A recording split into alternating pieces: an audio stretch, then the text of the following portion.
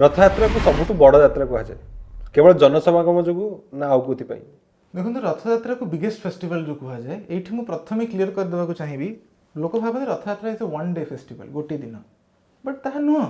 रथयात्रा जब आप देखिए यहाँ गोटे पाखापाखि 11 दिन पर्व नुह कि तेणु रथयात्रा आरंभ होकर प्रभु गुंडीचा मंदिर रहीकि बाहुड़ा यात्रा हम तापर पुणी सुनावेश हे अधरपणा हे तापर नीलाद्रि विजय हे जो 10-11 दिन जो पर्व केते लोक आसुवे आप चिंता कले जदि गोटे दिन होता पर्वटी रथयात्रा ताले आपण से गोटे दिन हिसाब से आप कैलकुलेट करते कि हाँ एतिकी फुटफॉल होची बोली 10-11 दिन पर्व रे केते जो लोक आसवे तार हिसाब अच्छी आप चिंता कले तेणु मु तो कहबी ये गोटे प्रकार महाकुंभ जहाँ प्रति वर्ष हुए नुह कि तेणु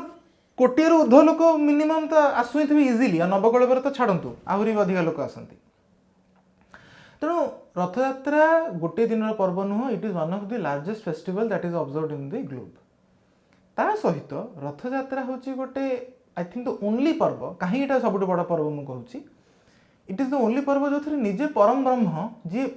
माने मंदिर जी मुख्य देवता से रास्ता को ओह्लई आसती आप अन्य कौन मंदिर देखिए जे मंदिर मुख्य देवी देवता थे से रास्ता को आसुवे